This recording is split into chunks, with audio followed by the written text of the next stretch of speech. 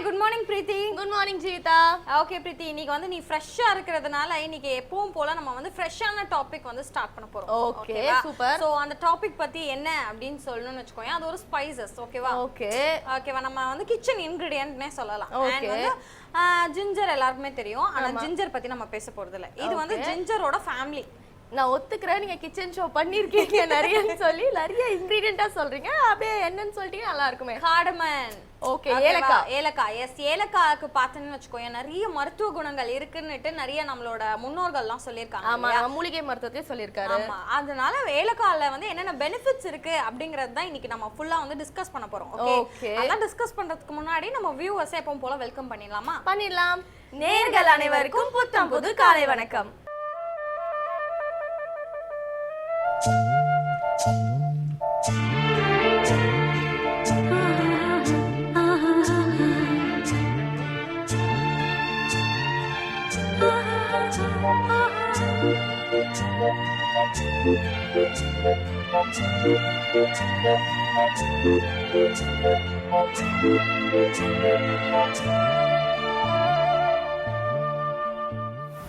Jeevitha, so நீ சொன்ன மாதிரி கார்டமன் பத்தி தான் இன்னைக்கு பேச போறோம். பட் தென் வந்து கார்டமனோட பெனிஃபிட்ஸ் நிறைய இருக்கு. பட் அதுக்கு முன்னாடி டைப்ஸ் என்னன்னு பாத்துடலாம். ஓகே, சோ ஃபர்ஸ்ட் நான் என்ன கார்டமனோட கிரீன் கார்டமன். ஓகே, சோ நம்ம எல்லாருமே அதான் யூஸ் பண்றோம். வீட்ல எல்லாருமே பாக்குறது வந்து கிரீன் கார்டமன் தான். இது வந்து பாத்தீங்கன்னா அந்த ஏலக்காய் மேல தோல் இருக்கும் பாத்தீங்களா, கிரீன் கலர்ல. சோ அந்த தோலோட தான் இந்த கார்டமன் கிடைக்குது அப்படின்றாங்க.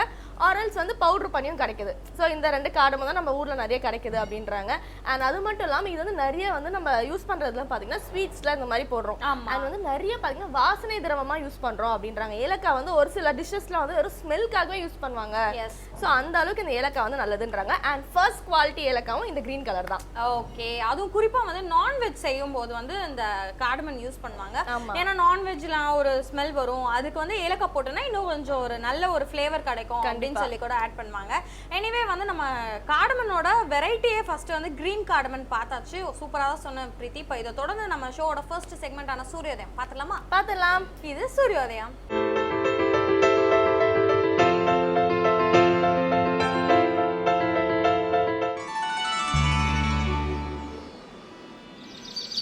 இன்று 24/6/2016 வெள்ளிக்கிழமை, துர்முகி வருடம் ஆனி மாதம் 10ஆம் தேதி. இன்று சூரியோதயம் 5:54. ராகு காலம் காலை 10:30 மணி முதல் 12 மணி வரை. யமகண்டம் மாலை 3 மணி முதல் 4:30 மணி வரை. குளிகன் காலை 7:30 மணி முதல் 9 மணி வரை. திதி மாலை 4:16 வரை சதுர்த்தி, பிறகு பஞ்சமி. நட்சத்திரம் காலை 9:34 வரை திருவோணம், பிறகு அவிட்டம். சுப ஓரைகள் காலை 6 மணி முதல் 9 மணி வரை, 10 மணி முதல் 11 மணி வரை, பகல் 1 மணி முதல் 4 மணி வரை, மாலை 5 மணி முதல் 6 மணி வரை. யோகம் மதியத்திற்கு பின் சித்த யோகம். சந்திராஷ்டமம் மிதுன ராசிக்கு. பிரீத்தி, ஃபர்ஸ்ட் வந்து நீ கிரீன் கார்டமன் பத்தி சொன்னீல. இப்போ அடுத்து வந்து பிரவுன் கார்டமன். ஓகேவா? சோ பிரவுன் கார்டமன் வந்து அதிகமா யாரும் கேள்விப்பட்டிருக்க மாட்டாங்க. பட் ஸ்டில் இதையும் வந்து நம்ம கிச்சன் இன்கிரிடியன்ட்ஸா யூஸ் பண்றாங்க. ஓகேவா? அதாவது நம்ம தான் யூஸ் பண்றது இல்ல, பட் நம்மளோட பெரியவங்க அப்போலாம் பார்த்தனா அதெல்லாம் யூஸ் பண்ணிட்டு இருந்தாங்க. எஸ், அதுவும் பிரவுன் கார்டமன் எப்படி இருக்கும்னு பார்த்தனா கிரீன் கார்டமனை விட ரொம்பவே சைஸ்ல பெருசா இருக்கும். அண்ட் இன்னொரு விஷயம் என்னன்னு பார்த்தனா அதோட மேல வந்து அது பார்க்கிறதுக்கு எப்படி இருக்கும்னா குட்டி தேங்காய் இருக்கும் இல்லையா? தேங்காயோட மேல எப்படி அதோட ஃபைபர், எஸ், ஃபைபர் மாதிரி இருக்குமோ அந்த மாதிரியான விஷயங்கள் நாரா இருக்குமா பார்க்கிறதுக்கு. சோ இது வந்து இதுக்கும் பார்த்தனா பெனிஃபிட்ஸ் அதிகமா இருக்குன்னு சொல்லிருக்காங்க. அண்ட் இது பிரவுன் கார்டமன் எதுக்கு அதிகமா யூஸ் பண்றாங்கன்னா பிரியாணி எல்லாம் செய்யறதுக்கு அப்போ அதிகமா யூஸ் பண்ணிட்டு இருந்தாங்க. ஓகேவா? இப்போ நம்ம வந்து கிரீன் கார்டமனே யூஸ் பண்ண ஆரம்பிச்சிட்டோம். பட் ஃபர்ஸ்ட் எல்லாம் வந்து பிரியாணி, இந்த கறி அதெல்லாம் செய்யறதுக்கு வந்து இந்த பிரவுன் கார்டமன் யூஸ் பண்ணிருக்காங்க. அண்ட் இன்னொரு விஷயம் என்னன்னா பிரவுன் கார்டமனோட சீட்ஸ் இருக்கு இல்லையா, இந்த சீட்ஸ்க்கு பார்த்தனா நிறைய மெடிசினல் வேல்யூஸ் இருக்கு அப்படின்னு சொல்லியிருக்காங்க. சோ விட்டமின்ஸ் இந்த மாதிரியான நிறைய விஷயங்கள் இருக்கு அப்படின்னு சொல்லியிருக்காங்க. ஓகே, ஸோ வந்து பிரியாணிக்கு வந்து ஒரு காலத்தில் வந்து ப்ரௌன் கார்டமன் போட்டிருக்காங்கன்றத பதிவு பண்ணிட்டு நம்ம அடுத்த செக்மெண்ட் என்ன பார்க்க போகிறோம் அப்படின்னு பார்த்தீங்கன்னா லலிதாம்பிகைக்கு 1000 பேர்கள் இருக்குது. ஸோ அதோட பேர்களுக்கான காரணங்களும் சோஸ்திரங்களையும் சொல்கிறதுக்காக இலக்கிய மேகம் ஸ்ரீனிவாசன் காத்துட்டு இருக்காரு. பார்த்துடலாம். இது ஸ்ரீ லலிதா சகஸ்ரநாமம்.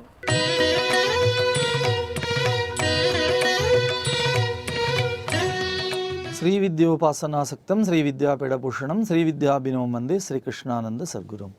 அனைவருக்கும் இனிய காலை வணக்கம்.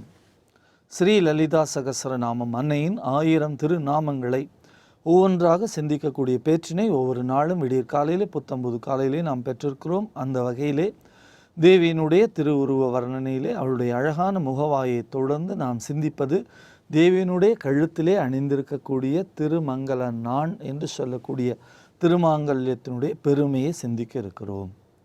ஓம் காமேச பக்த மாங்கல்ய சூத்திர சோபித கந்தராயே நமக என்கின்ற திருநாமம்.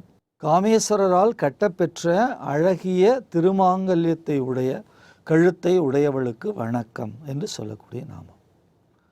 காமேஸ்வரராலே கட்டப்பெற்றிருக்கக்கூடிய அழகான திருமாங்கல்யத்தை தேவி கொண்டிருக்கிறாள். எல்லா அணிகலன்களும் பெண்களுக்கு அழகு. அதில் உயர்ந்த அழகு எது என்று கேட்டால் அந்த திருமாங்கல்யம், திருப்பூட்டுதல். பெண்கள் எதனாலே மகிமை பெறுகிறார்கள்? பெண்கள் இந்த உலகத்திலே ஒருவனுக்கு மனையாட்டியாக வருகிற பொழுது வாழ்க்கையை முழுமையாக அவர்கள் பெற்றுவிடுகிறார்கள். வேறு எந்த சமயத்திலும் இல்லாத ஒரு மிகப்பெரிய தன்மை, வாழ்க்கை நெறிமுறையை நம்முடைய சனாதன தர்மம் என்று சொல்லக்கூடிய இந்து சமயம் நமக்கு காட்டுகிறது. இறைவன் இறைவி, ஆண் பெண் என்று உலகம் எப்படி படைக்கப்பட்டிருக்கிறதோ அதே போல இறைவன் இறைவி, அந்த இறைவனையும் இறைவியுமாக சேர்த்து அவர்கள் இல்லறத்தை நடத்துமா போலே நமக்கு வழிகாட்டி இருக்கிறார்கள். மங்களம் என்ப மனைமாட்சி என்று சொல்லுவாரே வள்ளுவ பெருந்தகை. அந்த வகையிலே மங்களமாகிய மனைமாட்சி.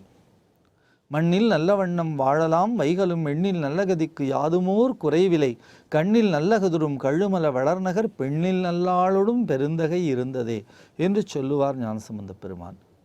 பெண்ணில் நல்லாளோடும் பெருந்தகை இருக்கிறாள்.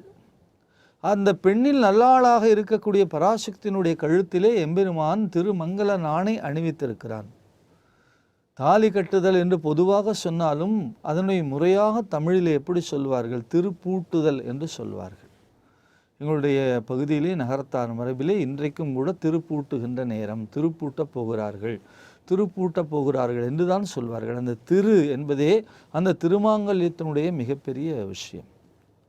பொதுவாக பரபரப்பிலே யாரும் கவனிப்பதில்லை. அந்த திருமண நேரத்திலே அந்த திருமாங்கல்யத்தை ஒரு தேங்காயின் மேலே வைத்து அதற்கு கீழாக மஞ்சள் அட்சதையை பரப்பி அந்த திருமாங்கல்யத்திலே கொஞ்சம் கதம்பத்தையோ மல்லிகை பூவையோ சுற்றி வைத்து அதிலே சந்தனம் வைத்து குங்குமம் வைத்து அங்கே பூஜை செய்கிறார்களே, அந்த பூஜையிலேயே பராசக்தி ஆவாகனம் செய்து பூஜை செய்வார்கள். அந்த திருமாங்கல்யத்திற்கு அத்தகைய சக்தி இருக்கிறது.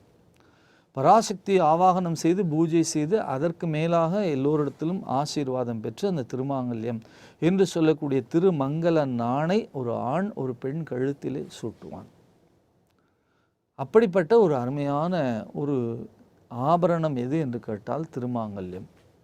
அந்த திருமாங்கல்யத்தை திருமணத்தினுடைய அடையாளமாக நம்முடைய சமயம் பெற்றிருக்கிறது. அது நீண்ட நெடுங்காலமாக இருக்கிறது. கம்பன் ராமாயணம் எழுதுகிற பொழுதே அது இருந்தது.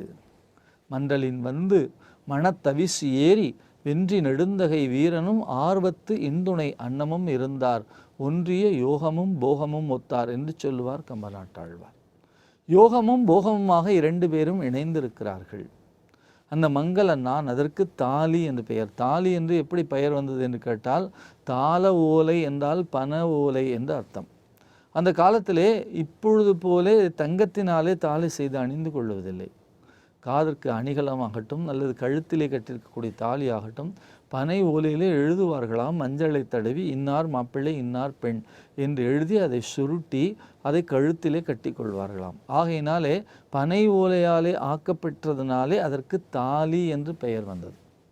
இப்பொழுதும் கூட நீங்கள் ராமேஸ்வரம் போன்ற புனித தலங்களிலே தேவியை பூஜை செய்ய வேண்டும் அல்லது கடல் நீரை பூஜை செய்ய வேண்டும் அல்லது கங்கை கரைக்கு சென்றால் காவிரி கரைக்கு சென்றால் பூஜை செய்ய வேண்டும் என்று சொன்னால் காதோலை கருகுமணி என்று உங்களுக்கு தருவார்கள். 2 கருப்பு நிற வளையல்கள், சிவப்பு நிறத்திலே 2 பனை ஓலையினாலே உள்ள சுருள்கள். அதனை ஒரு வெற்றிலை பாக்கிலே வைத்து சூடம் ஏற்றி ஆற்றிலே விடுவார்கள். அப்படி அந்த பூஜை காவேரி பூஜை, துங்கா பூஜை அதே போல கங்கா பூஜை இவற்றையெல்லாம் நடத்துகிற பொழுது நாம் என்ன செய்கிறோம்? காதோலை கருகமணி வைத்து பூஜை செய்து அனுப்புகின்றோம். இன்றைக்கும் அந்த பழக்கம் இருக்கிறது. அப்பொழுது காதோலை எப்படி வந்தது? பனை ஓலையினாலே செய்யப்பட்டு அது காதிலே மாட்டி கொண்டிருக்கிறார்கள். அதே போல பனை ஓலையினாலே செய்யப்பட்ட அந்த தாலியை கழுத்திலே மாட்டி கொண்டதினாலே அதற்கு தாலி என்று பெயர் வந்தது. அந்த தாலி மிகவும் புனிதமானது. அந்த புனிதமான திருமாங்கல்யத்தை பெண்கள் அணிந்து கொண்டிருப்பதனாலே மிகப்பெரிய சிறப்பு இருக்கிறது. ஒரு கணவனுடைய உயிர் எதிலே இருக்கிறது என்று கேட்டால் அந்த திருமாங்கல்ய பாக்கியத்திலே இருக்கிறது. அதற்கு பெயர் ரஜ்ஜு பொருத்தம் என்று சொல்வார்கள். தசவிதமான பொருத்தங்களிலே முதலிலே அவர்கள் எதை பார்ப்பார்கள்? தினப்பொருத்தம், கணப்பொருத்தம், மூன்றாவது ரஜ்ஜு பொருத்தத்தை பார்ப்பார்கள். அந்த ரஜ்ஜு பொருத்தம் சரியாக இருந்தால்தான் ஆணையும் பெண்ணையும் இணைக்க முடியும். இதுதான் ஜாதகத்தினுடைய அடிப்படை சூக்ஷ்மம். அப்படி பெண் கழுத்திலே கட்டி கொண்டிருக்கக்கூடிய திருமாங்கல்யத்தினுடைய பலத்தினாலே ஒரு ஆண்மகன் இருக்கிறான். அந்த காலத்திலே திருஞான பெருமான் மதுரைக்கு எழுந்தருள்வதற்கு முன்னாலே சமணர்களாலே ஆதிக்கம் பெற்ற ஒரு சூழ்நிலையிலே மங்கையர்க்கரசியார் தான் முதலாக அந்த திருமாங்கல்யத்திலே சந்தனத்தையும் குங்குமத்தையும் வைத்து கொண்டார். ஏனென்று சொன்னால் வெளிப்புறமாக சந்தனம் குங்குமம் வைத்து கொள்ளக்கூடிய இயலாத சூழல் அங்கே இருந்தது. சமணர்கள் இதுபோல சந்தனம் குங்குமம் விபூதி பூசி இருப்பவர்களை பார்த்தாலே உடனடியாக போய் குளித்து விடுவார்கள். அதனை தீட்டு என்று சொல்வார்கள். அந்த சூழ்நிலையிலே வெளியிலே வைத்து கொள்ள முடியாமல் தன்னுடைய திருமாங்கல்யத்திலே தேவி அதை வைத்து கொண்டாள். மங்கையர் கரசி வளர்வருக்கோன் பாவை வரிவளை கைமடமானி பங்கையர் செல்வி பாண்டிமாதேவி பணி செய்து நாள்தோறும் பறவை என்பது தேவாரம். அப்படி பங்கையர் செல்வி பாண்டிமாதேவி என்ன செய்தாளாம்? தன்னுடைய திருமாங்கல்யத்திலே சந்தனத்தையும் குங்குமத்தையும் வைத்து கொண்டாள். ஆகையினால இன்றைக்கு வரைக்கும் திருமணமான பெண்கள் தங்களுடைய திருமாங்கல்யத்திலே சந்தனம் குங்குமம் பற்றி வைத்துக் கொள்கிறார்கள். குறிப்பாக குங்குமத்தை வைத்துக் கொள்கிறார்கள். அத்தகைய மிகப்பெரிய மிகச்சிறந்த அணிகலன் தாலி. அந்த தாலியை தேவி கழுத்திலே கட்டி கொண்டிருப்பதனால என்ன அதிசயம் நடந்தது என்று கேட்டால், மிகப்பெரிய விஷத்தை, ஆலகால விஷம், 2 விஷம், ஒன்று ஆலம் மற்றொன்று காலம். அந்த ஆலகால விஷத்தை சுவாமி அறிந்திய பிறகும் கூட என்றும் உயிரோடு அவன் இருக்கிறான். அமுதத்தை உண்டவர்களெல்லாம் காலப்போக்கிலே மாண்டு போனார்கள். 100 கோடி பிரமர்கள் நொந்தினர், 6 கோடி நாரணர் அங்கனே, 7 மணல் எண்ணில் இந்திரர், ஈரில்லாதவன் ஈசன் ஒருவனே என்பார் அப்பர் பெருமான். இந்த உலகத்திலே 100 கோடி பிரம்மர்கள் வந்து போய்விட்டார்கள், 6 கோடி நாரணர்கள் வந்து போய்விட்டார்கள். கங்கை மணல் இருக்கிறதே, அதை எண்ணினால் அதை கூட கணக்கிட்டு விட முடியும். அத்தனை இந்திரர்கள் வந்துவிட்டு போய்விட்டார்கள். ஆனால் ஈர் என்று சொன்னால் முடிவு. ஈரில்லாதவன் ஈசன் ஒருவனே. சிவபெருமான் மட்டும்தான் இன்னும் காலம் காலமாக இருக்கிறார்.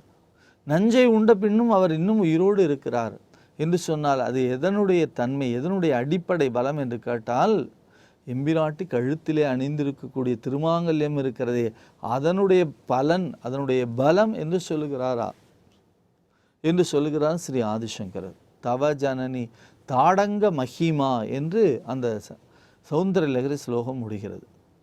தவ ஜனனியினுடைய தாடங்கத்தினுடைய மகிமை, அவள் தோட்டிலே போட்டிருக்கக்கூடிய மகிமை, அதேபோல் அவள் திருமாங்கல்யத்தினுடைய மகிமை, இதுதான் எம்பிரானை பிழைக்க வைத்திருக்கிறது, காப்பாற்றி வைத்திருக்கிறது. அருந்திய நஞ்சு அமுதாக்கி அம்பிகை என்று சொல்லுவார் அபிராம பெற்றார். அதுபோல தேவியினுடைய திருமாங்கல்ய பலம் எம்பிரானை பிழைக்க வைத்திருக்கிறது, காப்பாற்றி இருக்கிறது.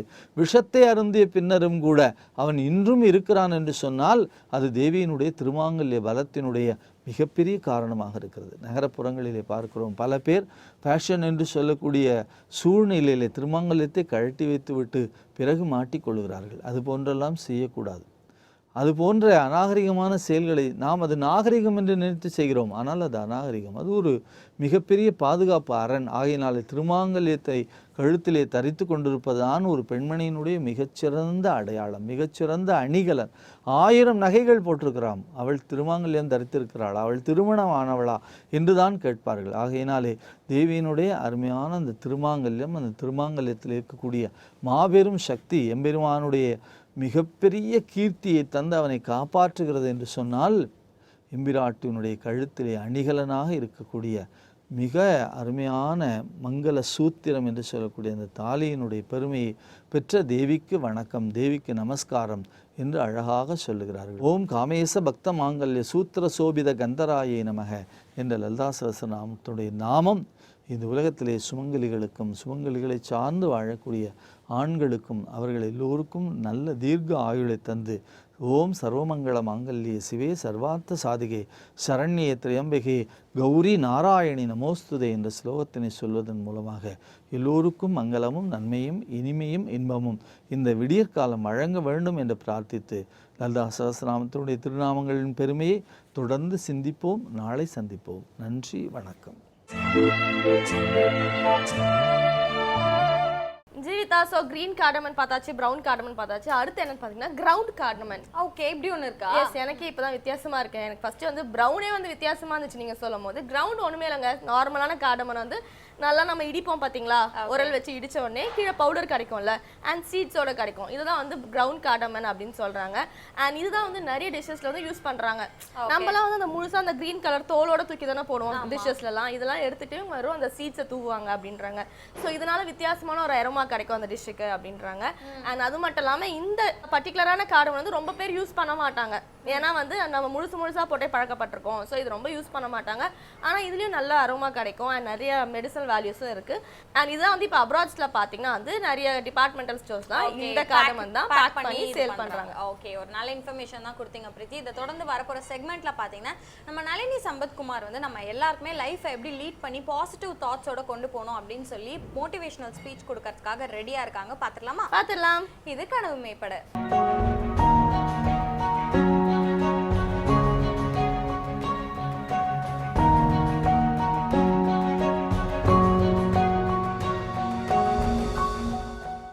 வேந்தர் டிவி நேயர்களுக்கு இனிய காலை வணக்கம். நாம் அடிக்கடி யூஸ் பண்ணுற ஒரு வார்த்தை, அடிக்கடி காதில் கேட்குற ஒரு வார்த்தை என்ன அப்படின்னா ஸ்ட்ரெஸ் அப்படிங்கிற ஒரு வார்த்தை தான். ஃபஸ்ட் ஸ்டாண்டர்ட் படிக்கிற ஒரு குழந்தை கூட எனக்கு ஏகப்பட்ட ஹோம்ஒர்க்ஸ் இருக்குது, நான் சரியாகவே அதெல்லாம் செஞ்சு முடிக்கலை, டைமும் ஆகிக்கிட்டே இருக்குது, ரொம்ப ஸ்ட்ரெஸ்டாக இருக்கேன் அப்படின்னு சொல்கிறத நாம் ரொம்ப சர்வசாதாரணமாக கேட்கக்கூடிய காலகட்டத்தில் இருக்கோம். ஸ்ட்ரெஸ் அப்படின்னாலே அது என்ன அவ்வளோ பெரிய நெகட்டிவான ஒரு பேடான கெட்ட விஷயமா, ரொம்ப வந்து பயந்துக்கக்கூடிய ஒரு விஷயமா அப்படின்னு பார்த்தா நிச்சயமாக இல்லை. ஸ்ட்ரெஸ் அப்படின்னு எடுத்துக்கிட்டோம்னா அதில் 2 வகையான ஸ்ட்ரெஸ்கள் இருக்குது. ஒன்று பாசிட்டிவ் ஸ்ட்ரெஸ், இன்னொன்று நெகட்டிவ் ஸ்ட்ரெஸ். நாம் செய்கிற பெர்ஃபார்மன்ஸ் மேம்படணும், பர்ஃபெக்டாக அந்த பெர்ஃபார்மன்ஸை கொடுக்கணும், நாம் செய்கிற வேலைகளில் நாம் ஃபோக்கஸ்டாக இருக்கணும், ப்ரொடக்டிவாக இருந்து நல்லபடியாக அந்த வேலையை நம்ம திறம்பட செஞ்சு முடிக்கணும் அப்படின்னா அந்த இடத்துல நமக்கு தேவைப்படுற ஸ்ட்ரெஸ் தான் பாசிட்டிவ் ஸ்ட்ரெஸ். இந்த பாசிட்டிவ் ஸ்ட்ரெஸ்ஸையே யூ ஸ்ட்ரெஸ் அல்லது குட் ஸ்ட்ரெஸ் அப்படின்னு சொல்லுவாங்க. அந்த பாசிட்டிவ் ஸ்ட்ரெஸ் ஒரு எல்லையை தாண்டும் பொழுது, அந்த எல்லையை மீறும் பொழுது மட்டுமே தான் அந்த பாசிட்டிவ் ஸ்ட்ரெஸ் என்பது நெகட்டிவ் ஸ்ட்ரெஸ்ஸாக மாறிவிடுகிறது. ஏதோ ஒரு ஸ்ட்ரெஸ்ஃபுல்லான சிச்சுவேஷன் நமக்கு நடக்குது அப்படின்னா அந்த சிச்சுவேஷனை நாம் டேஞ்சராக, ஒரு ஆபத்தாக பார்க்காமல் அந்த சிச்சுவேஷனையே ஒரு வாய்ப்பாக நாம் பார்க்கும் பொழுது நமக்குள்ள உருவாவது தான் அந்த பாசிட்டிவ் ஸ்ட்ரெஸ். அதனால் நமக்கு கிடைக்க போவது எல்லாமே நிச்சயமாக ஒரு பாசிட்டிவான அவுட்கம்மாக, ஒரு பாசிட்டிவான ரிசல்ட்டாக தான் இருக்கும். இதே சிச்சுவேஷன், ஆனால் அந்த சிச்சுவேஷனை நாம் ரொம்ப ஒரு பேராபத்தான ஒரு சிச்சுவேஷன், ஐயோ தெரியாமல் இந்த மாதிரி ஒரு சூழலை வந்து நம்ம மாட்டிக்கிட்டோமே, இந்த சூழலிருந்து நம்மால் வெளி வரவே முடியாது அப்படின்னு நாம் நினைக்கும் பொழுது தான் நமக்குள்ள அந்த நெகட்டிவ் ஸ்ட்ரெஸ் இல்லாட்டா டிஸ்ட்ரெஸ் என்பது உருவாகும். ஒரு பாசிட்டிவான ஸ்ட்ரெஸ் என்பது நமக்குள்ளே வரும் பொழுது நாம் ஒரு மோட்டிவேட்டட் பர்சனாலிட்டியாக மாற ஆரம்பிப்போம். நம்முடைய பெர்ஃபார்மன்ஸ் லெவல் என்பது அதிகமாகும். இந்த பாசிட்டிவ் ஸ்ட்ரெஸ் என்பது நமக்குள்ள ஒரு குறுகிய காலம் மட்டுமே தான் இருக்கும். அது வந்து ஒரு லாங் ஸ்டாண்டிங் உணர்வாக இருக்கவே இருக்காது.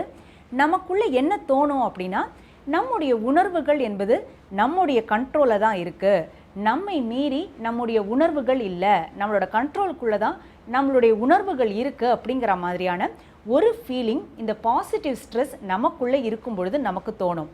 இதே நெகட்டிவ் ஸ்ட்ரெஸ் நமக்குள்ளே உருவாக்கும் பொழுது நாம் என்ன நினச்சிப்போம் அப்படின்னாக்க, நம்மளுடைய பெர்ஃபார்மன்ஸ் லெவல் என்பது முதல்ல ரொம்ப குறைஞ்சி போயிடும். நம்மளால் எந்த ஒரு வேலையையுமே கவனம் செலுத்தி திறம்பட செய்ய முடியாது. தேவையில்லாத மனப்பதட்டம் அல்லது மனக்குழப்பம் என்பதும் நமக்குள்ளே வரும். தேவையில்லாத உடல் உபாதைகள், மனம் சார்ந்த உபாதைகள் என்பதும் இந்த நெகட்டிவ் ஸ்ட்ரெஸ் ஏற்படும் பொழுது நமக்குள்ள வரும். அப்புறம் நாம் என்ன நினைப்போம் அப்படின்னா, நம்முடைய உணர்வுகள் என்பது நம்மளுடைய கண்ட்ரோல்லையே இல்லை. ஒரு உணர்வு இந்த நெகட்டிவ் ஸ்ட்ரெஸ் தோணும் போதெல்லாம் நமக்குள்ளே வர ஆரம்பிக்கும். எந்த சிச்சுவேஷன் எப்படி இருந்தாலும் சரி, அதை நாம் எப்படி பார்க்குறோம், எப்படி கையாளுறோம் அப்படிங்கிறத பொறுத்து தான் அது பாசிட்டிவான ஸ்ட்ரெஸ்ஸராக இருக்கா அல்லது நெகட்டிவான ஸ்ட்ரெஸ்ஸராக இருக்கா அப்படிங்கிறது அந்த சிச்சுவேஷனை நாம் எப்படி பார்க்கிறோம் என்பதை மட்டுமே பொறுத்த ஒரு விஷயம். பாசிட்டிவான ஸ்ட்ரெஸ்ஸர்ஸ் அப்படின்னு சில விஷயங்களை நாம் சொல்லலாம். இது டே டு டே நம்மளுடைய விஷயங்கள், வீடுகளில் நடக்கிற விஷயங்களாக கூட இருக்கலாம். நமக்கு புதுசாக ஒரு ஜாப் ப்ரமோஷன் கிடைக்குது அப்படின்னா அப்போ நமக்குள்ள தோன்ற ஒரு உணர்வு என்பது பாசிட்டிவான ஸ்ட்ரெஸ்ஸை கொடுக்கக்கூடிய விஷயமா இருக்கலாம். அதே மாதிரி தான் ஒரு இடத்துல இருந்து இன்னொரு புது இடத்துக்கு நாம் மூவ் பண்ணணும் அப்படின்னு ஒரு காலகட்டம் வரும்பொழுது நமக்குள்ளே ஏற்படுற அந்த ஒரு உணர்வு பாசிட்டிவ் ஸ்ட்ரெஸ்ஸாக இருக்கலாம். ஒரு திருமணம் புரிஞ்சுக்க போகிறாங்க அப்படின்னா அந்த திருமணம் புரிவதற்கு முன்னால் இருக்கக்கூடிய அந்த ஒரு ஸ்ட்ரெஸ் என்பதும் பாசிட்டிவ் ஸ்ட்ரெஸ் தான். அதே மாதிரி குழந்தை பிறக்க போகுது அப்படின்ற ஒரு கட்டம் வரும்பொழுதும் அந்த பெண்மணிக்குள்ளே வரக்கூடிய உணர்வும் பாசிட்டிவ் ஸ்ட்ரெஸ் தான். எக்ஸாமினேஷனுக்காக நாம் விழுந்து படிச்சுட்ருக்கோம் அப்படின்னா அந்த எக்ஸாமை நாம் நல்லபடியாக எழுதணும், அந்த எக்ஸாமில் நம்ம நல்லபடியாக மார்க் வாங்கணும், அதுக்காக நம்ம நல்லா படிக்கணும் அப்படின்னு நாம் நினைக்கும் பொழுது ஏற்படக்கூடிய விஷயம் என்பதும் பாசிட்டிவ் ஸ்ட்ரெஸ் தான். ஆனால் இவை எல்லாமே ஒரே அந்த ஒரு எல்லைக்குள்ளே இருக்கணும். அந்த எல்லையை மீறி அது போகும்பொழுது மட்டுமே தான் அந்த பாசிட்டிவ் ஸ்ட்ரெஸ் என்பது நெகட்டிவ் ஸ்ட்ரெஸ்ஸாக மாறிவிடும். பாசிட்டிவ் ஸ்ட்ரெஸ்ஸஸுக்கான உதாரணங்களை பார்த்தோம். நெகட்டிவ் ஸ்ட்ரெஸ்ஸஸ்களுக்கான உதாரணங்கள் அப்படின்னு நாம் எடுத்துக்கிட்டோம் அப்படின்னா பெரும்பாலும் எங்கெல்லாம் நமக்கு இந்த நெகட்டிவ் ஸ்ட்ரெஸ் வருது அப்படின்னு பார்த்தீங்கன்னா, திடீர்னு ஒரு வேலையை நாம் இழந்துட்டோம் அப்படிங்கும் பொழுது அந்த ஒரு வேலையை இழந்த தாக்கம் நமக்குள்ள நெகட்டிவ் ஸ்ட்ரெஸ்ஸை கொடுக்கலாம். நமக்கோ அல்லது நம்மளுடைய நெருங்கிய உறவினர்களுக்கோ ஏதோ ஒரு உடம்பு சரியில்லை, இந்த உடம்பு சரியில்லைன்ற நிலையை தாண்டி ஹாஸ்பிட்டலைசேஷன் அப்படிங்கிற ஒரு நிலையை தொடும் பொழுதும் நிச்சயமாக அந்த ஒரு இடத்துல நமக்கு ஏற்படக்கூடிய உணர்வு என்பது நெகட்டிவ் ஸ்ட்ரெஸ்ஸாக மாறி போகலாம். இந்த இன்டர்பர்சனல் ரிலேஷன்ஷிப் என்பது சரியா இல்லை, எப்போ பாரு சண்டை தகராறு என்பது தான் நடக்குது, இல்லை கணவன் மனைவிக்குள்ள எப்போ பாரு இந்த புரிந்துணர்வு என்பதே இல்லாமல் மனஸ்தாபம், வீண் சச்சரவு, வேண்டாத விவாதங்கள் தான் நடந்துக்கிட்டு இருக்கு அப்படிங்கும் பொழுது அதுவும் நெகட்டிவ் ஸ்ட்ரெஸ்ஸாக மாறி போகலாம். நம்மளோட குழந்தைங்க படிக்கிற பள்ளியிலிருந்து நம்ம குழந்தைங்களை பற்றி ஒரு பேட் ரிப்போர்ட்ஸ் வரும்பொழுது நிச்சயமாக பேரண்ட்ஸ்களுக்கு அது ஒரு நெகட்டிவ் ஸ்ட்ரெஸ்ஸஸாக தான் அமையும். இதெல்லாம் தாண்டி ஏதோ ஒரு புது வேலையில் போய் நம்ம சேர்றோம் அப்படின்னா அந்த வேலைக்கான தகுதியோ அல்லது சரியான ட்ரைனிங்கோ நமக்கு இல்லை, ஆனால் தேவை அது ஏதோ ஒரு விதத்தில் அந்த வேலையில் போய் நம்ம உட்கார்ந்துட்டோம் அப்படிங்கும் பொழுது ஒவ்வொரு நாளுமே அது ஒரு ஸ்ட்ரெஸ்ஃபுல்லான ஜாபாக தான் நமக்கு அமையும். ஸ்ட்ரெஸ் என்பது நிச்சயமாக சமாளிக்கக்கூடிய, மேனேஜ் பண்ணக்கூடிய ஒரு உணர்வு தான், ஒரு விஷயம்தான். ஸ்ட்ரெஸ் மேனேஜ்மெண்ட் அப்படிங்கிற ஒரு தலைப்பிலேயே நிறைய டிப்ஸ்கள் இப்போல்லாம் வந்துட்டுருக்கு. அதில் ஒரு சில எளிய வழிமுறைகளை நாம் பின்பற்றினாலே போதும், நம்மளுடைய வாழ்க்கை என்பது ஒரு ஸ்ட்ரெஸ் ஃப்ரீ வாழ்க்கையாக நிச்சயமாக மாறிப்போகும். இதில் ஒரு 4 வழிமுறைகளை இன்றைக்கி நான் உங்ககிட்ட ஷேர் பண்ணிக்க போகிறேன். First, exercise. நாம் எக்ஸசைஸ் செய்யும் பொழுது என்ன ஆகும் அப்படின்னு பார்த்தீங்கன்னா, பயாலாஜிக்கலாக இந்த என்டார்ஃபின்ஸ், அதாவது ஃபீல் குட் ஹார்மோன்ஸ் அப்படிம்பாங்க, அந்த என்டார்ஃபின்ஸ் என்பது நமக்குள்ளேருந்து சுரக்க ஆரம்பிக்கும். ஜஸ்ட் ஒரு 15 நிமிடம் நாம் உடற்பயிற்சி செஞ்சோம் அப்படின்னாலே போதும், அது பயாலாஜிக்கலாக சைக்கலாஜிக்கலாக இந்த என்டார்ஃபின்ஸ் என்பது சுரக்க ஆரம்பிப்பதால் அதுவே இந்த ஸ்ட்ரெஸ் அப்படிங்கிற ஒரு நிலையிலிருந்து இந்த ஃபீல் குட் நிலை, அதாவது ஒரு ஹாப்பியான மனநிலைக்கு நம்மை கொண்டு போகும். ஸோ ஒரு 1 மணி நேரம் தான் எக்ஸசைஸ் பண்ணணும், 2 மணி நேரம் தான் எக்ஸசைஸ் பண்ணணும் அப்படின்னு நினைத்து கொள்ளாமல் ஜஸ்ட் ஒரு 15 நிமிடம் எல்லாவற்றையும் மறந்துவிட்டு சிம்பிளான எக்ஸசைஸ் நாம் பண்ண ஆரம்பிக்கும் பொழுது நிச்சயமாக அது ஒரு ஸ்ட்ரெஸ் ரிலீவிங் விஷயமாகத்தான் மாறிப்போகும். அடுத்தது, ஹாபீஸ்கள். டே டு டே எத்தனையோ ஆக்டிவிட்டீஸ்களை நாம் செஞ்சுக்கிட்டு இருப்போம். வேலை நிமித்தமாக எத்தனையோ அலுவலக பணிகளெல்லாம் நாம் செஞ்சிட்ருக்கோம் அப்படின்னாலும் அதையெல்லாம் தாண்டி நமக்கான ஹாபீஸ், நமக்கான பொழுதுபோக்குகள் அப்படின்னு சில ஆக்டிவிட்டீஸ்களை நாம் கட்டாயம் ஒதுக்கணும். வாரத்தில் 1 நாளோ அல்லது 2 நாளோ அந்த ஹாபீஸ் பர்சியூவிங் டைம், அந்த பொழுதுபோக்குக்கான நேரம் அப்படிங்கிற மாதிரி நாம் ஒதுக்கி செய்யும் பொழுது நிச்சயமாக இந்த ஸ்ட்ரெஸ் என்பது நம்மை விட்டு விலக ஆரம்பிக்கும். ஒரு தோட்டம் போடுற விஷயமா இருக்கலாம், இல்லை நமக்கு பிடித்த பாடல்களை பாடுற விஷயமா இருக்கலாம், இல்லை பாட்டுக்களை கேட்குற விஷயமா இருக்கலாம், பெயிண்டிங், இப்படி எத்தனையோ எது நம்முடைய ஹாபீஸ்ன்னு கண்டுபிடிச்சு அந்த ஹாபீஸ்க்கான நம்முடைய டயத்தை டெஃபினட்டாக நம்ம ஒதுக்கணும். மூன்றாவது சைக்கலாஜிக்கலாக சொல்கிற ஒரு எக்ஸசைஸ் என்ன அப்படின்னா விஷுவலைசேஷன் அப்படிம்பாங்க. ரொம்ப ஸ்ட்ரெஸ்ஃபுல்லாக இருக்கும், எனக்கு அந்த ஸ்ட்ரெஸ்ஸை எப்படி கையாளுறதுனே தெரியல, அந்த அந்த அந்த எமோஷன்ஸ் பிரேக் ஆகிற நிலையில் நான் இருக்கேன் அப்படின்னு சொல்கிறவங்க கூட இந்த விஷுவலைசேஷன் அப்படிங்கிற ஒரு எக்ஸசைஸை பண்ணாங்கன்னா போதும், டெஃபினட்டாக இந்த ஸ்ட்ரெஸ்ஸிலேருந்து 90% ரிலீஃப் என்பது அவங்களுக்கு கிடைக்கும். என்ன செய்யணும் அப்படின்னா ஒரு 10 நிமிடங்கள் அமைதியான ஒரு இடத்துல போய் உட்கார்ந்துக்கிட்டு கண்களை மூடிக்கொண்டு ஒரு அமைதியான இடத்தில், யாருமே இல்லாத ஒரு இடத்தில், ஒரு அமைதியான சூழலில் உட்கார்ந்துருக்க மாதிரி நாம் மனக்கண்ணால் பார்க்க ஆரம்பிக்கணும். இது யூஸ்வலாக ஒரு 2 சீனரிஸை வந்து நாங்கள் நினைத்து கொள்ள சொல்லுவோம். என்ன அப்படின்னா, ஒரு பீச்சில் வந்து உட்காந்துக்கிட்டு இருக்கீங்க, நீங்கள் வந்து உங்கள் காதில் கேட்கக்கூடிய ஒலி என்பது அந்த அலைகளின் ஒலியாக மட்டுமே தான் இருக்கே தவிர வேறு எந்த சவுண்டுமே உங்கள் காதில் விழலை அப்படின்ற மாதிரி விஷுவலைஸ் பண்ண ஆரம்பிங்க அப்படின்னு சொல்லுவோம். ரெண்டாவதாக என்ன சொல்லுவோம் அப்படின்னா, ஒரு பார்க்கில் போய் உக்காந்துக்கிட்டு இருக்கீங்க, உங்களை சுற்றி எந்த சத்தமுமே இல்லை, எக்ஸப்ட் அந்த பேர்ட்ஸ் வந்து ரொம்ப மெல்லிதான குரலில் அந்த ஸ்வீட் வாய்ஸஸ் எழுப்புகிற சத்தம் ஒண்டி தான் உங்கள் காதில் கேட்குது. அதை சத்தம்னே சொல்ல முடியாது, அது வந்து ஒரு ஸ்வீட் சவுண்டு தான். ஸோ எய்தர் நீங்கள் பீச்சில் உட்கார்ந்துருக்க மாதிரி நினைங்க, இல்லை பார்க்கில் உட்கார்ந்து அந்த பேர்ட்ஸோட சவுண்ட்ஸ் எல்லாம் கேட்டுட்ருக்க மாதிரி நினச்சிங்க அப்படின்னாலே டெஃபினட்டாக அது ஒரு ஸ்ட்ரெஸ் ரிலீவிங் விஷயமாக தான் இருக்கும். நான்காவதாக நாம் கடைப்பிடிக்க வேண்டிய விஷயம், இது எஸ்பெஷலி ரொம்ப ஹை ஸ்ட்ரெஸ்ஃபுல் ஜாபில் இருக்கிறவங்க எல்லாருமே என்ன பண்ணலாம் அப்படின்னா, தங்களுக்கான ஸ்ட்ரெஸ் ஃப்ரீயிங் மந்த்ராஸ் அப்படிங்கிற மாதிரி ஒரு 2-3 விஷயங்களை சொல்லிக்கொண்டு அவங்களுடைய வேலைகளை ஆரம்பிக்கலாம். முதல் விஷயங்கள், நான் வேலைகளை செய்யும் பொழுது ஒரு நேரத்தில் ஒரு வேலையில் மட்டுமே தான் என்னுடைய முழு கவனத்தையும் செலுத்தி செய்வேன். ஒரே நேரத்தில் எல்லா வேலைகளையும் கவனித்து கொள்ள மாட்டேன், எல்லா வேலைகளையும் நான் செய்ய மாட்டேன், ஒவ்வொரு வேலையாகத்தான் நான் செய்து முடிப்பேன் அப்படிங்கிற மாதிரி சொல்லிக்கலாம். அதே மாதிரி எந்தெந்த இடத்துல யாராருக்கெல்லாம் நோ சொல்லணுமோ அந்த இடத்துல கட்டாயம் நான் நோன் சொல்லுவேன். அதே போல் நான் செய்யும் வேலைகளில் நான் நேர்மையாக இருப்பேன், ஒரு ஆனஸ்ட் பர்சனாகத்தான் நான் இருப்பேன் அப்படின்ற மாதிரி சொல்லிக்கலாம். நான்காவது, என்னுடைய மனநிலை என்பது எப்பொழுதுமே அமைதியான மனநிலையில் தான் இருக்கும். அந்த அமைதியை யாராலையும் எந்த வேலையாலையும் என்னிடம் இருந்து தட்டி பறிக்க முடியாது அப்படிங்கிற மாதிரி சக்ஸஸ் மந்த்ராஸ்ன்னு நாம் சொல்கிற மாதிரி ஸ்ட்ரெஸ் ஃப்ரீ வாழ்க்கைக்கான மந்த்ராஸ்களையும் நாம் சொல்ல ஆரம்பிக்கலாம். சில இந்த மாதிரியான எளிய வழிமுறைகளை நாம் பின்பற்ற ஆரம்பிக்கும் பொழுது நம்முடைய வாழ்க்கை என்பது நிச்சயமாக பாசிட்டிவ் ஸ்ட்ரெஸ் மட்டுமே கொண்ட ஒரு ப்ரொடக்டிவான வாழ்க்கையாகத்தான் மாறிப்போகும் என்பதில் சந்தேகமே இல்லை. ஸோ இன்னிலிருந்து நாமும் என்ன செய்ய போகிறோம், அந்த stress, positive stress, good stress என்பது மட்டுமே தான் நம்ம எல்லாருக்குள்ளேயும் இருக்க போகுது. தேவையில்லாத அந்த டிஸ்ட்ரெஸ் என்பது நம்மிடம் நிச்சயமாக தலை தூக்கவே போவதில்லை என்கிற நம்பிக்கையோடும் வாழ்த்துக்களோடும் விடைபெற்றுக் கொள்கிறேன். மீண்டும் அடுத்த நிகழ்ச்சியில் சந்திப்போம். அதுவரை நன்றி, வணக்கம் நேயர்களே. பிரீத்தி, நம்ம கார்டமனோட டைப்ஸ் பத்தி முடிச்சாச்சு, சொல்லி முடிச்சாச்சு. சோ இவ்வளவுதான், இந்த 3 டைப்ஸ் தான் இருக்கு. ஓகேவா? அண்ட் அடுத்ததா பார்த்தனா நம்ம முன்னாடியே சொன்ன மாதிரி கார்டமனுக்கு நிறைய பெனிஃபிட்ஸ் இருக்கு நமக்கு அப்படின்னு சொல்லியிருக்கோம். அண்ட் பார்த்தனா ஹேர், பாடி, ஸ்கின் இந்த மாதிரி நிறைய பெனிஃபிட்ஸ் இருக்கு. அதுல ஃபர்ஸ்ட் வந்து நம்ம பார்க்க போறது ஹேர்க்கான பெனிஃபிட்ஸ். ஓகேவா? சோ கார்டமன் நம்ம எடுத்துக்கிறதுனால நம்ம ஹேர்க்குலாம் என்ன பெனிஃபிட்ஸ் கிடைக்குது அதை பத்தி தான் பார்க்க போறோம். அண்ட் இன்னொரு விஷயம் என்னன்னு பார்த்தனா, நார்மலாவே கார்டமன் அப்போத்துல இருந்தே நம்ம பெரியவங்க எல்லாம் வந்து எல்லாத்துலயும் சாப்பாடுல எல்லாம் சேர்த்துக்கணும். அது எதனாலன்னு பார்த்தோன்னா நம்ம உடம்புக்கு வந்து ரொம்ப நல்லது, அதால வந்து நிறைய பெனிஃபிட் இருக்குன்றத அப்பவே சொல்லியிருக்காங்க. அண்ட் இதுல வந்து முடிக்கு தனியா பெனிஃபிட் அண்ட் ஸ்கின்க்கு தனியா பெனிஃபிட் இருக்கிறத வந்து நம்ம இப்போதான் தெரிஞ்சுக்கிறோம். ஓகேவா? அதுல ஃபர்ஸ்ட் வந்து நம்ம ஏலக்காய் எடுத்துக்கிறதுனால ஹேருக்கு என்ன பெனிஃபிட் அப்படின்னு பார்த்தோன்னா, நம்மளோட ஸ்கேல்ப் இருக்கு இல்லையா, ஸ்கேல்பை வந்து நரிஷ் பண்ணும் அப்படின்னு சொல்லியிருக்காங்க.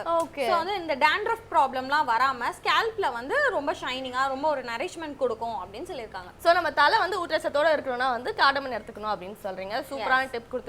ஸோ தலை முடி வந்து ஸ்டார்ட் பண்ணுறோம் ஸ்டார்டிங்லேருந்து நினைக்கிறேன். தொடர்ந்து நிறைய கார்டமன் பற்றி பேசலாம். பட் அடுத்து என்ன செக்மெண்ட் காத்துட்டு இருக்கு அப்படின்னு பார்த்தீங்கன்னா, மூலிகைகள் இருக்க மருத்துவ குணங்களை சொல்றதுக்காக நம்மளோட சித்த மருத்துவர் ராஜமாணிக்கம் காத்துட்டு இருக்காரு. பார்த்துடலாமா? பார்த்துடலாம். இது மூலிகை மருத்துவம்.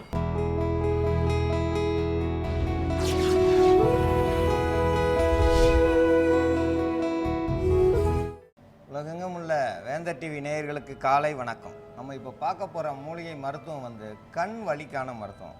நீங்கள் சாதாரணமாக கண் வலி எதனால் வருது? நீங்கள் இருசக்கர வாகனத்தில் போய்கிட்டு இருக்கும்போது கண் நிறைய தூசிகள் விழுந்துருது, நிறைய புகைகள் உள்ள போகுது. அப்போது வந்து நீங்கள் வந்து அலுவலகத்தில் உட்காரும்போது கண் எரிச்சலாகவே இருக்கும். அதோடு சேர்ந்து நீங்கள் வந்து கணினியில் வேலை பார்ப்பீங்க. வேலை பார்க்கும்போது கண் வந்து அதிக அளவு உத்து பார்க்கறதால கண் எரிய ஆரம்பிச்சிடும். கண் எரியறதுனா குத்தல் எடுக்க ஆரம்பிச்சிடும். வலி தாங்க முடியாது. கண் வலி கிடையாது, சாதாரண வந்து வலி. கண் வலி வந்தால் வந்து கண்ணில் வந்து அழுக்குகள் வரும், அது வேறு. கண் வலி வருதுன்னா சாதாரணமாக தினந்தோறும் இன்றைக்கி போகும்போது கண்ணில் வந்து அதிக அளவு தூசிகள் படுது. இரவு நேரத்தில் கொசுக்களும் வேறு பூச்சிகளும் வந்து கண்ணுக்குள்ளே போய் நேராக குத்திடும். அப்போ வந்து வலி தாங்க முடியாது. அதனால் வந்து தினந்தோறும் வந்து கண்ணை வந்து பாதுகாக்கணும். அப்போது வீட்டுக்கு வந்ததுமே நல்லா தண்ணி வச்சு கழுவணும். நல்ல தண்ணி வச்சு கண்ணை வந்து வெள்ளை துணி வச்சு துடைக்கணும். சாதாரணமாக வந்து வீட்டில் இருக்கிற தண்ணியில் வந்து கொஞ்சமாக மஞ்சள் போட்டு அந்த தண்ணியை வந்து வெள்ளை துணியில் நனைச்சி அப்போ கண்ணை துடைச்சோம்னா காயங்கள் இருந்தாலும் சரியாகும், பூச்சிகளினுடைய கிருமிகள் எது இருந்தாலும் சரியாயிரும். இது மாதிரி தினந்தோறும் செய்யணும். இது யாரும் செய்கிறது கிடையாது. ஆனால் கண்டிப்பாக வந்து கண்ணுக்கு வந்து ஒரு கண்ணாடி போட்டுட்டு இருசக்கர வாகனம் ஓட்டுறது ரொம்ப நல்லது. கணினியை பார்க்கும்பொழுது கண்ணாடி போட்டு பார்த்தா ரொம்ப நல்லது. இந்த மாதிரி பார்த்துட்டு வந்தால் கண் வந்து பாதிப்பு குறையும். இப்போ சாதாரணமாக பார்த்தீங்கன்னா கூர்ந்து வந்து மருத்துவமனையில் பார்த்தீங்கன்னா அறுவை சிகிச்சை செய்கிறவங்க ரொம்ப கூர்ந்து பார்த்து தான் அறுவை சிகிச்சை செய்யணும். அப்போ வந்து தினந்தோறும் அந்த மாதிரி பார்க்கும்பொழுது கண் பார்வை ஒரே புள்ளியில் பார்க்கும்போது கண் ரெண்டும் வலிக்க ஆரம்பிச்சிடும், குத்த ஆரம்பிச்சிடும், உடல் சூடு ஏற்பட ஆரம்பிச்சிடும். அவங்கெல்லாம் வந்து சாதாரணமாக வந்து குளித்து முடித்ததுமே தலைக்கு நல்லா விளக்கெண்ணெய் தடவணும். அதான் கண் எரிச்சல் அடங்கும். இல்லைன்னா கண் குத்தல் வந்து அந்த கொஞ்ச நாள்லேயே வந்து கண் பார்வை வந்து கொஞ்சம் கொஞ்சமாக வந்து இழக்க ஆரம்பிச்சிடுவாங்க. ஏன்னா கண் வலி அதிகமாக உள்ள தூசிகள் போய் படிஞ்சு அந்த தோலை வந்து கண்ணுக்கு மேலே இருக்க லேசான அந்த தோள்களை வந்து அந்த தூசிகள் பட்டு கொஞ்சம் கொஞ்சமாக வந்து நிறம் மாறிடும். நீங்கள் சாதாரணமாக பார்த்தீங்கன்னா எல்லாருக்குமே பனி பிரதேசத்தில் பார்த்தீங்கன்னா கண்ணில் வந்து அந்த வெள்ளை விழி வந்து ரொம்ப அழகாக இருக்கும். ஏன்னா அங்கே வந்து தூசியே பறக்காது. ஆனால் நம்ம நகர்ப்புறத்தில் இங்கே பார்த்தீங்கன்னா நிறைய தூசி பட்டு அந்த வெள்ளை விழியே யாருக்குமே கிடையாது. அது ஒரு மாதிரி ஒரு சாம்பல் நிறமாக இருக்கும், ஒரு சில பேருக்கு கருப்பு நிறமாக இருக்கும், ஒரு சில பேருக்கு மஞ்சள் நிறமாக இருக்கும், ஒரு சில பேருக்கு பார்த்திங்கன்னா ரத்தம் சுரந்து போய் நிற்கும். ஏன்னா அந்த தூசிகள் பட்டு கண்ணை கசக்கி அந்த மாதிரி ஆயிரும். ஆனால் கண் வலியானது அவ்வளோ சீக்கிரம் வந்து சரியாகாது. அதுக்கு வந்து சிறந்த மருந்தாக வந்து நந்தியாவட்டை பூ.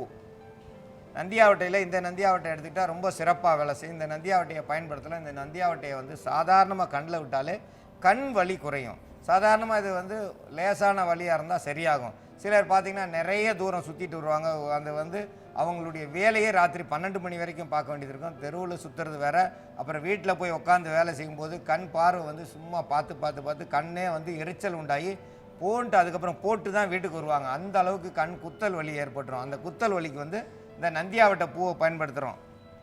அதோடு சேர்த்து அதிமதுரம்னா அதிக அளவு இனிப்பு சுவை உள்ளதுன்னு சொல்லுவோம். அதிமதுரத்தை அதிகமாக பயன்படுத்தும் போது ரணங்களை போக்கக்கூடியது. அது வந்து வயிற்றுக்குள்ளே இருக்கிற ரணங்கள் மட்டுமல்ல, கண்ணுக்குள்ளே இருக்கிற ரணங்களையும் போக்கக்கூடியது. நமக்கு கண்ணுக்கு தெரியாத அளவுக்கு இருக்கும் கண்ணுக்குள்ளே இருக்கிற ரணங்கள். இது யாருக்கு தெரியாது. இந்த பூச்சிகள் விழுந்ததும் கசக்குனோம்னா கண்ணே தன்னால் வீங்கிடும். பார்த்தீங்கன்னா 3 நாள் 4 நாள் வீங்கி போயிருக்கும். இந்த அதிமதுரத்தை வந்து கண்ணுக்குள்ளே போட்டாலும் கண்ணை வந்து சரி செய்யக்கூடியது, கண்ணில் இருக்கிற காயங்களை சரி செய்யக்கூடியது. அதனால் அதிமதுரத்தை பயன்படுத்துகிறாங்க. அந்த நாளில் சாதாரணமாக வந்து ஆட்டுப்பாலை வந்து பயன்படுத்துகிறோம். ஆட்டுப்பாலை பயன்படுத்தும் போது கண்ணில் உள்ள எல்லா அழுக்குகளையும் எடுக்கக்கூடியது. முந்தையெல்லாம் பார்த்தீங்கன்னா கண் வலி வந்துருச்சுன்னா தாய்ப்பால் வாங்கி அந்த கண்ணில் விடுவாங்க. கண்ணில் விட்டால் கண் வலி குறைய ஆரம்பிச்சிடும். இன்றைக்கி வந்து தாய்ப்பாலே கிடையாது, குழந்தைகளுக்கே தாய்ப்பால் கிடையாது. அப்புறம் நமக்கு எப்படி கண்ணில் விடுறதுக்கு தருவாங்க? அடுத்தவங்களுக்கு தருவாங்களா? தர மாட்டாங்க. அந்த மாதிரி இன்றைக்கி எல்லாரும் நல்லா இருக்கணுன்ற எண்ணம் வந்து அதிக பேருக்கு இல்லை. கிராமப்புறங்களில் அப்படி இல்லை. கண் சிவந்து போயிருந்ததுன்னா யார் வீட்டில் குழந்தை பிறந்திருக்கோ அவங்க வீட்டில் போய் கொஞ்சோண்டு தாய்ப்பால் வேணும், அவங்களுக்கு கண் இந்த மாதிரி ஆயிருக்குன்னா உடனே அவங்க தருவாங்க. நல்ல எண்ணத்தில் தருவாங்க. அதனால் அவ்வளோ சீக்கிரம் நல்லாகும். இன்றைக்கி வந்து தாய்க்கு பாலே கிடையாது, இருந்தாலும் பால் குழந்தைக்கு கொடுக்கறதும் இல்லை.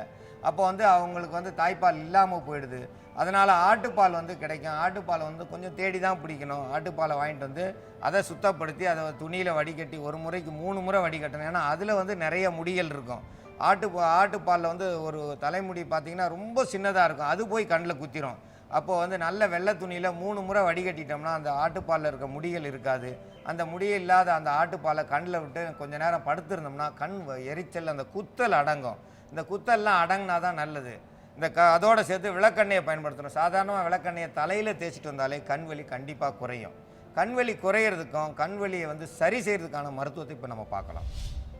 நந்தியாவட்டை பூ வந்து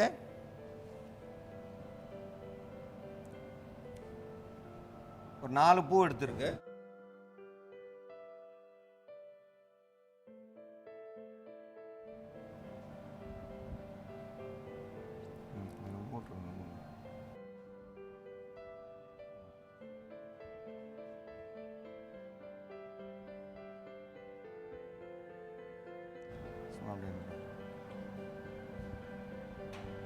அதிமதுரம் வந்து சும்மா ஒரு 1/4 கிராம் அளவுக்கு எடுத்துக்கிட்டால் போதும்.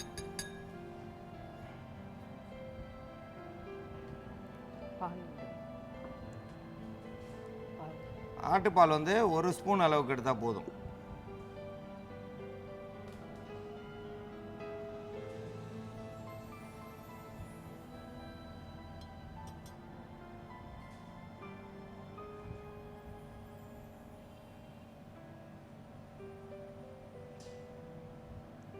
கண்ணில் வந்து சாதாரணமாக வலி வருதுனாக்கா கணினியில் அதிகமாக வேலை பார்த்து உத்து பார்த்துக்கிட்டே இருப்பாங்க.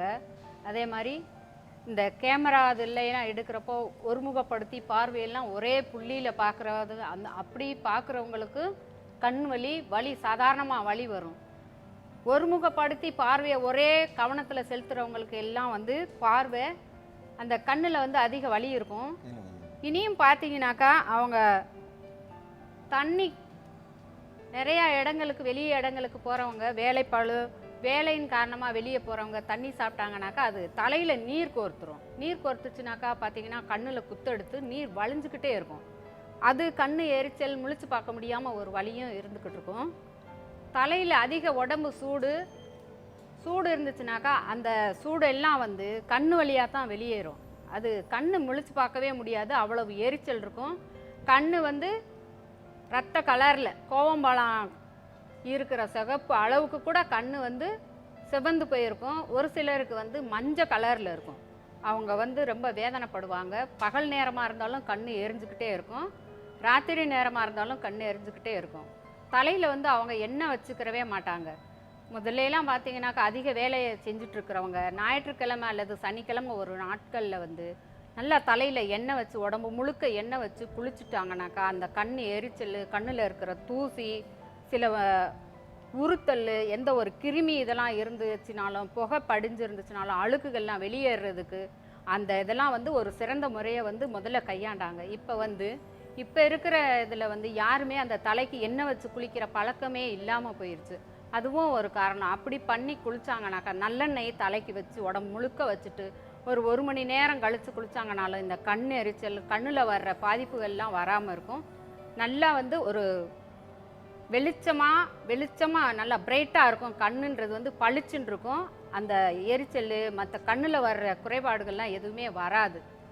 அந்த மாதிரி இருக்கிறதெல்லாம் வந்து மாறுறதுக்கான மருந்து இப்போ நாம் தயாரிச்சிருக்கிறோம்.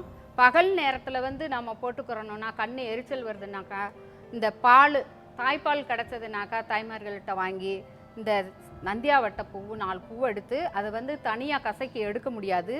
அதனால் நல்லா கசக்கிட்டு அது கூட வந்து தாய்ப்பால் கலந்து இது ரெண்டையும் ஒரு வெள்ளை துணியில் வச்சு இல்லை ரேசாக வடிகட்டி கண்ணில் விட்டுறலாம் பகல் நேரம்னா.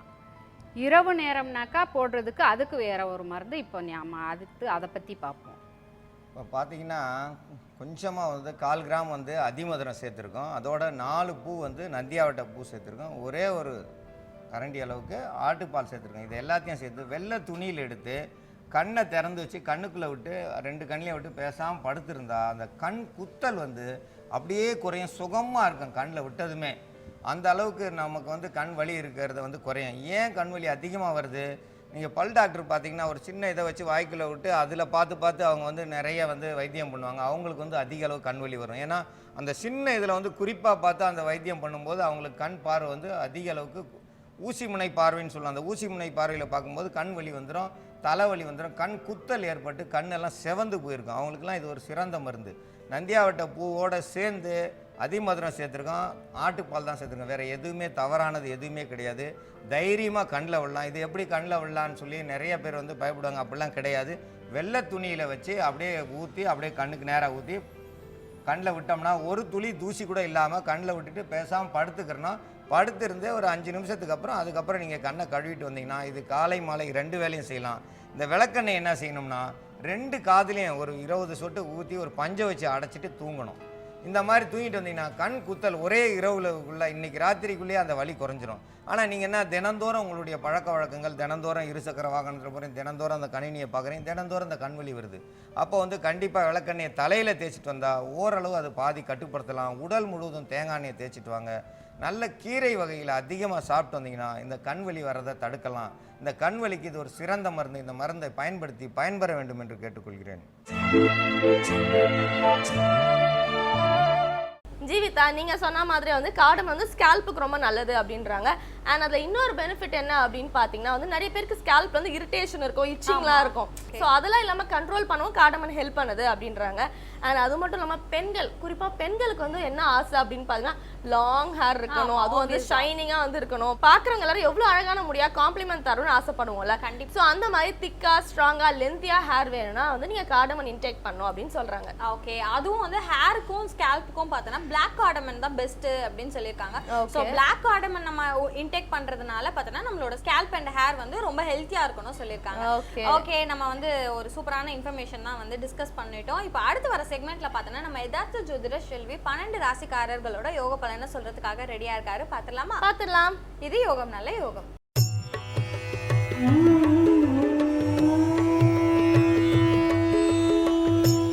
வேந்தர் டிவி நேயர்களுக்கு அனைவருக்கும் இனிய காலை வணக்கம். யோகம் நல்ல யோகம் நிகழ்ச்சியில் ஒவ்வொரு நாளும் உங்களை சந்திப்பதில் மகிழ்ச்சி அடைகின்றேன். இன்றைய நாளானது பார்த்தீர்கள் என்றால் 24ஆம் தேதி 6வது மாதம் 2016ஆம் ஆண்டு ஆனி மாதம் 10ஆம் நாள் வெள்ளிக்கிழமை. மேஷம் முதல் மீன வரை உள்ள ராசி நேயர்களுடைய தினப்பலன்களை பார்ப்போம்.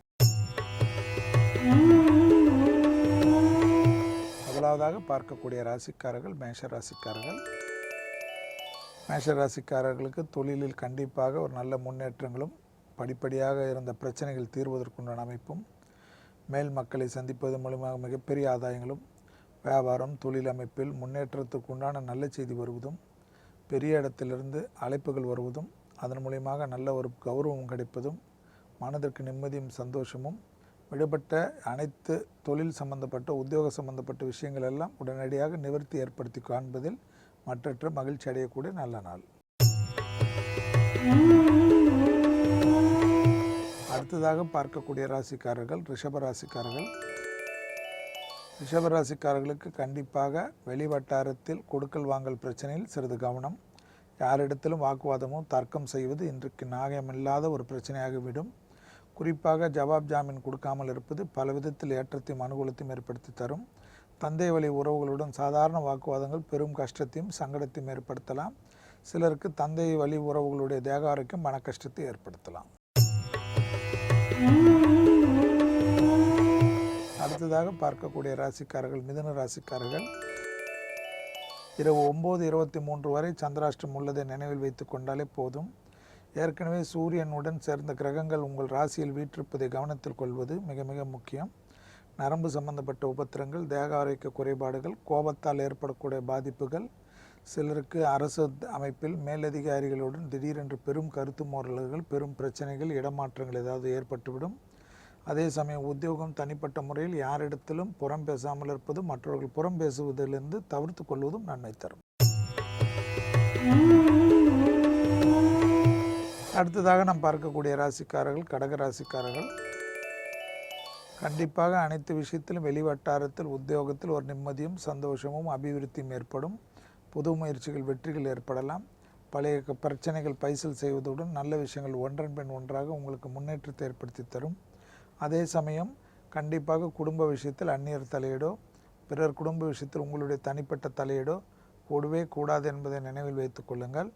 யார் விஷயத்திலும் எந்த ஒரு விஷயத்திலும் ரகசியங்களை பரம ரகசியமாக வைத்துக்கொள்வது கடகராசிக்காரர்களுக்கு நன்மை தரும்.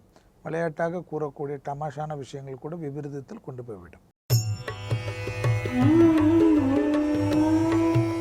அடுத்ததாக நாம் பார்க்கக்கூடிய ராசிக்காரர்கள் சிம்ம ராசிக்காரர்கள். சிம்ம ராசிக்காரர்களுக்கு இன்றைய நாள் நிச்சயமாக நல்ல விஷயங்களுக்கு ஆக்கப்பூர்வமான பணிகளுக்கு ஏற்றத்தை ஏற்படுத்தி தரும். தேகாரோக்கியத்தில் இருந்த பிரச்சனைகள் உடன் நல்ல தீர்வு கிடைக்கக்கூடிய நல்ல மருத்துவர் தெய்வ அனுகிரகத்தால் கிடைப்பதும், மருந்து மாத்திரைகள் மூலியமாக நம்பிக்கை பெறுவதும், நீண்ட நாட்களாக குடும்பத்தை விட்டு பிரிந்தவர்கள் ஒன்று சேருவதற்குண்டான முயற்சிகளுக்கு உண்டான அனுகூலம் கிடைப்பதும், இடமாற்றம் வீடு மாற்றம் மனை மாற்றம் போன்ற மனைமாற்றம் அனைத்து வித மாற்றங்கள் இல்லாமல் உத்தியோகத்தில் மாற்றங்கள் எதிர்பார்த்தவர்கள், வேலை நிமித்தமாக குடும்பத்தை விட்டு தொலைதூரத்தில் பிரிந்தவர்கள் ஒன்று சேருவதற்குண்டான உன்னதமான நாளை ஒரு நல்ல செய்தி கிடைக்கக்கூடிய நாள். அடுத்ததாக பார்க்கக்கூடிய ராசிக்காரர்கள் கன்னியா ராசிக்காரர்கள். பிள்ளைகள் விஷயத்தில் மட்டும் பூத கண்ணாடி ஆராய்ச்சி வேண்டாம்.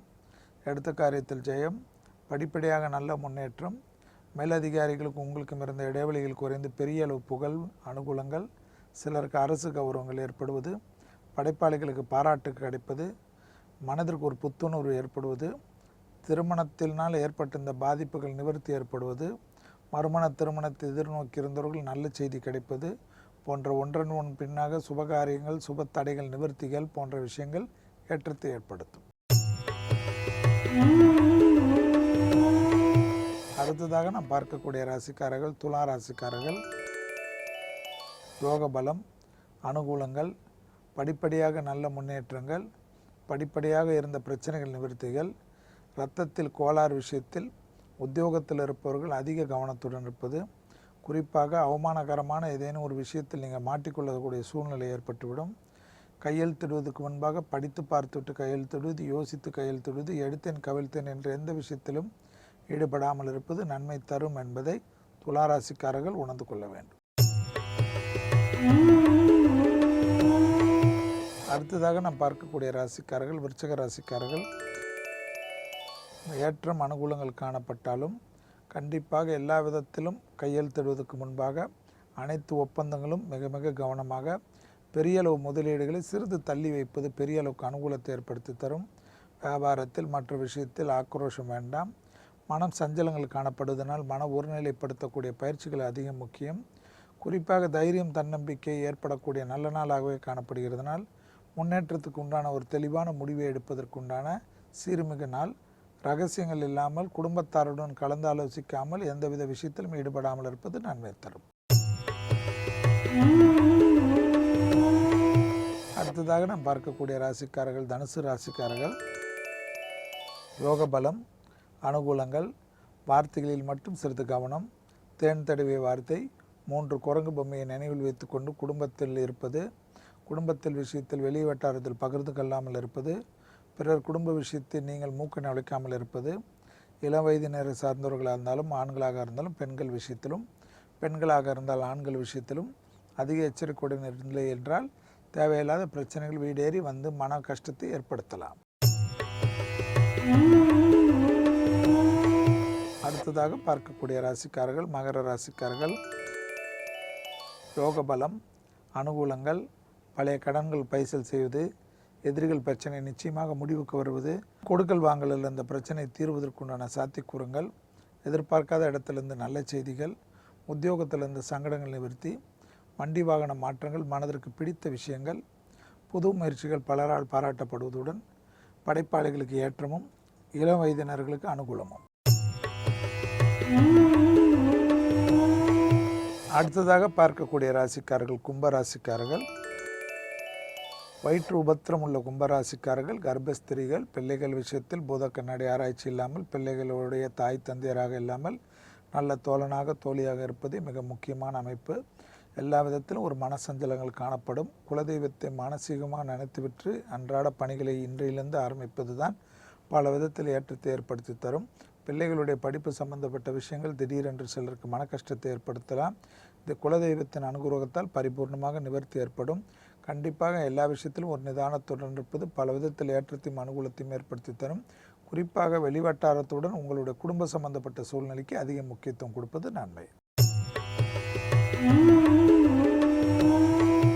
அடுத்ததாக நாம் பார்க்கக்கூடிய ராசிக்காரர்கள் மீன ராசிக்காரர்கள். யோக பலம், அனுகூலங்கள், இரத்தத்தில் ஏற்பட்டிருந்த கோளாறுகள் விஷயத்தில் சிறிது கவனம், தாய் தந்தையருடைய உடல்நிலைக்கு அதிக முக்கியத்துவம், மனதிற்கு புரியாத ஒரு இனம் புரியாத பய அமைப்பு ஏற்படும்.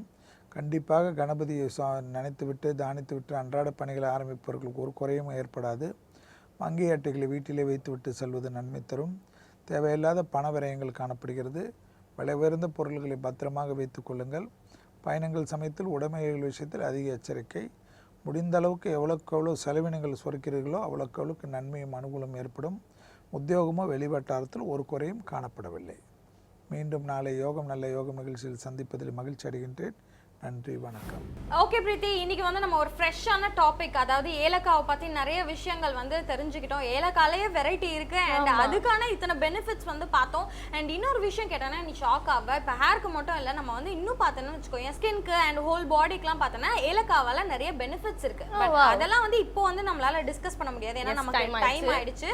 ஏன்னா அடுத்து வந்து வேந்திரன் இளங்கதிர் காலை செய்திகள் பார்க்க வேண்டிய டைம் வந்தாச்சு. ஸோ அதை பார்க்கணும்னா நம்ம இப்போ கிளம்பி ஆகணும். கிளம்பிடலாம். ஸோ வியூவர்ஸ், ஸோ இந்த டாபிக் ரொம்ப அமேசிங்காக இருக்கு இல்லையா? ஸோ இதே டாபிக் தான் நாளைக்கு வந்து நாங்கள் டிஸ்கஸ் பண்ண போகிறோம். ஸோ இப்போ நாங்கள் கிளம்புறோம். This is Preethi and Jeevitha signing out from the entire team of Putham Pudhu காலை. பாய்.